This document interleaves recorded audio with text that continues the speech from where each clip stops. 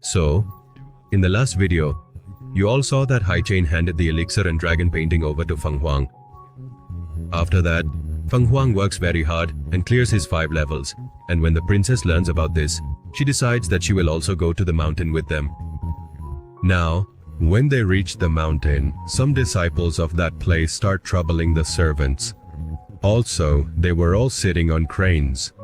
Because of this, the horse with Feng Hong, which belongs to the princess, gets a bit nervous and starts running around. But those disciples kick it away through the crane. Now Feng Heng goes to save it, but it had already fallen into the ditch.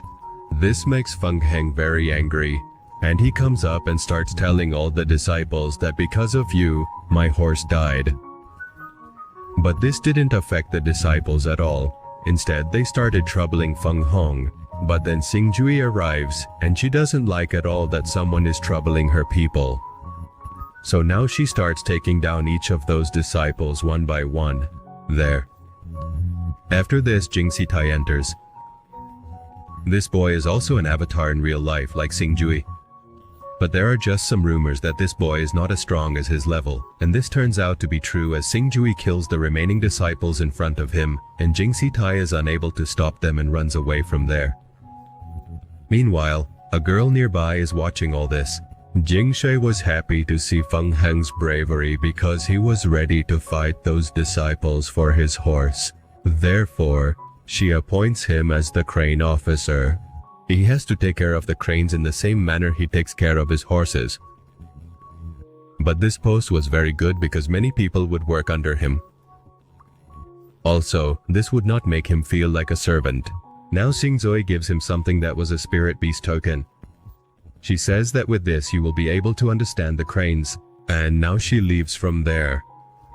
Then we see that the fat man starts mocking Feng Heng for taking the token, but Feng Heng couldn't let this opportunity slip from his hands.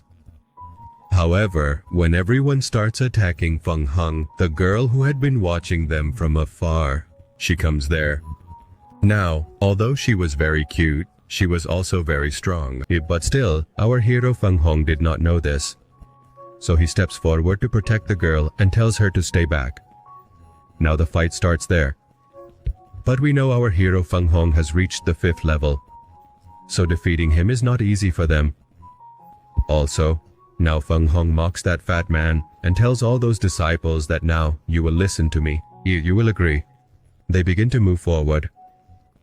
But Feng Hong was still standing there because the girl asks his name. Feng Hong also asks for her name. Then he learns that the girl is a princess from another mountain and her name is Princess Xiao. Now he asks the princess if no guard or carriage came with her.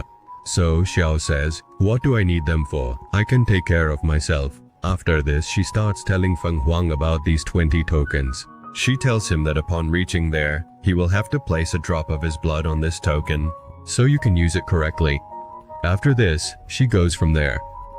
But in Feng Hong's mind, he was thinking that a princess can be this nice. Now, after this, we see on the other side that when Jing Sui chased Jin Sitai away, he goes directly to a strange place where Elder Tianji lives. Upon arriving there, he starts telling them everything. But Tianji says that it's his fault, and with that, he sends him away from there. After all this, we return to our hero. We see that now he had reached the place where all the cranes are kept. Now going inside the barrier, a crane appears in front of him, but he remembers that Xiao told him to put a drop of his blood on that token of 20. Now as soon as he puts a drop of blood on the token, as soon as he drops it, he suddenly hears a voice. The voice is none other than that of the crane standing there. Gradually a friendship develops between our hero and the crane. After which, the crane says that they all want to go out as they are bored here. So Feng Hong agrees to their request and removes the protection barrier around them using his token. After all the cranes leave, he thinks that, honestly, taking care of horses is much better than this work, and then he starts looking at that dragon painting, but he still couldn't understand what its purpose was. So now, after this, we see Jin Satai again. This time he went to a big master whom he was calling Senior Hua. So now he tells them that about a month ago he went by Hai, I went to gather information about the Feng family, but because of Sui, his entire plan got ruined. And now he thinks that perhaps the dragon painting is with Sui. But the senior tells him that we don't have any solid proof, and as for your disciples whom Sui killed, we can't do anything about them right now. So listening to them, Jin Setai leaves from there. Then we see that now all the cranes had returned, and at that moment Bhang was telling some people to serve their food. But then our crane arrives there, and seeing it, Bhang tells both the men to go back. So now the crane says to Feng Hanko that I don't want to eat the usual food. I want to eat something different today. So listening to him, Bhanga says, okay, then let's go to the forest. You can eat whatever you want there. Take it. So then he sits on the crane and heads towards the jungle. It was very enjoyable, along with a lot of fun. Jokingly, they kept moving forward, but because of this, they had reached far. But the crane says to Fang Han, don't worry, we won't forget. But now as they were moving forward, they suddenly see something there.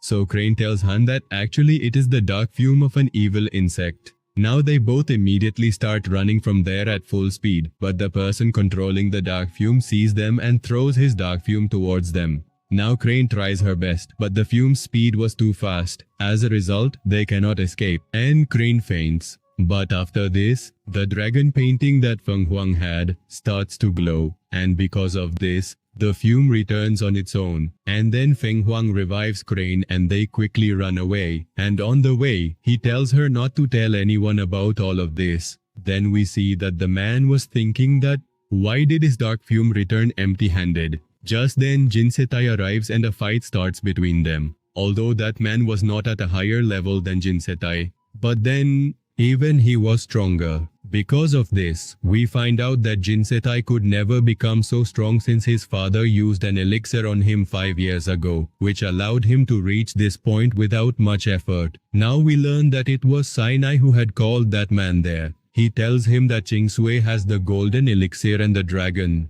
Both paintings have arrived, and now he asks that man for help in getting them back.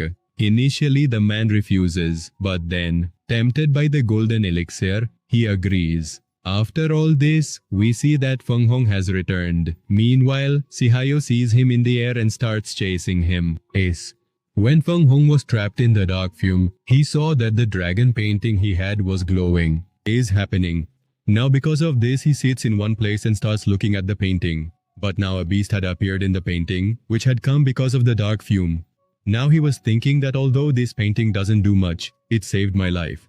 Just then, Chiayo arrived there. But, luckily, he hadn't seen the painting. However, now she starts bothering Feng Hong. To which Feng Hong says, so what if I'm a bit weak? Are you going to trouble me? Hearing this, Chiayo says to him, no, I want to protect you. So Feng Hong tells her, don't worry. I'm not so weak that I can't protect myself. As soon as she hears this, Chiayo attacks him. However, Feng Hong did not want to fight her. But still, Chiayo kept attacking him. Because of this, Feng Hong also starts attacking, and in this fight, Chiayo had a strong advantage. Seeing this, it was certain that she had already surpassed the 5th level. In the end, Chiayo wins, and through this, Feng Hong realized that how capable she currently is. After this, Chiayo tells her that she is much weaker than even an outer disciple. Here, Feng Hong starts telling her that she even got a chance to take the exam, which he did not get. Now, Chiayo explains to him that even if he participates in the exam, he cannot pass. So let's understand all this now. Look, to enter any big dojo, it is very important to be strong beforehand. Although this is not the case in every dojo. Because it is a very large dojo. Because of this, one has to take an exam here. And the one who passes becomes an outer disciple. After that comes the inner disciple stage. It is in a city detu station. There is, and lastly, the authentic disciple. Although they also have grades, that is something very advanced. CEO tells Feng Hong that Sui has just reached the authentic level, and it will take her a long time to reach the senior authentic level. It will take time. Very powerful and very few people reach the senior level. Now here we find out that the senior master whom Jin went to is also at the senior level. People also say that he can defeat even good disciples with one hand. So now, after knowing all this, Feng Hong decides that he also wants to participate in that exam, and then at night, he starts his training again. So now she had to increase the speed, and now her next level, which is her 6th level, is going to be physical health. He starts training in water first, so that due to the water's density, his moves can become faster. Along with this, he practices different types of techniques and finally reaches the 6th level. This greatly increased his focus. Now Jingsui comes there.